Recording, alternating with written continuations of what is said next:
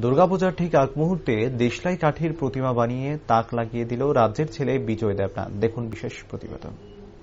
হাতে গোনা আর ৩-৪ দিন বাদেই শুরু হচ্ছে দুর্গাপুজো। বাঙালির সর্বশ্রেষ্ঠ এই দুর্গাপুজোকে কেন্দ্র করে গোটা রাজ্য সেজে উঠেছে নানান সাজে। কোথাও আবার বিশাল আকৃতির প্যান্ডেল, আবার কোথাও ছোট্ট পরিসরে মায়ের রূপদান। এবার রাইজিং ত্রিপুরার ক্যামেরায় এমন একটি দৃশ্য ধরা পড়ে পূর্ব চানমানির ছেলে বিজয় দেবনাথের বাড়িতে। এবার বিজয় দেবনাথের ছোঁয়ায় দেশলাই কাঠিতে রূপদান হয় দেবী দুর্গার। জানা যায় ২৩২টি দেশলাই কাঠি দিয়ে দুর্গা মায়ের প্রতিমা তৈরি করা হয়। এর উচ্চতা ১৬ সেন্টিমিটার এবং প্রস্থ ১৪ সেন্টিমিটার। তবে সব থেকে আশ্চর্যের ব্যাপার হলো এত সুন্দর একটি দুর্গা মায়ের রূপ দিতে মাত্র সময় লাগে ২ দিন। সম্পূর্ণ পরিকাঠামো দেশলাই কাঠি দিয়ে বানানো হলেও রং, উলের সুতো, কাগজের মাধ্যমে সম্পূর্ণ দুর্গা প্রতিমাটি বানানো হয়। তাছাড়া বিভিন্ন সময় দেশলাই কাঠির পাশাপাশি আইসক্রিমের স্টিক দিয়েও বিভিন্ন কিছু রূপদান করে থাকেন বলে জানান বিজয় দেবনাথ। আমি ২৩২টি ম্যাস্টিক্স দিয়েছি একটি দুর্গা ঠাকুর বানিয়েছি।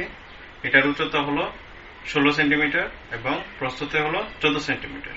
এটা বানাতে প্রায় আমার ২ দিন সময় লেগেছে।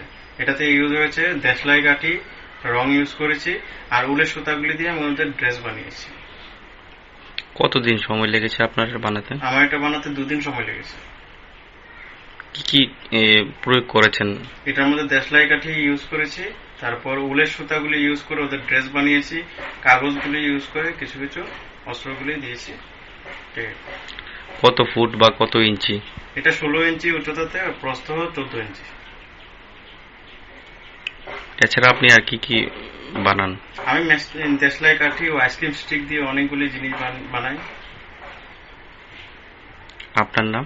আমার নাম বিজয় দেবনাথ। বাড়ি পূর্ব চানমারি, আগরতলা।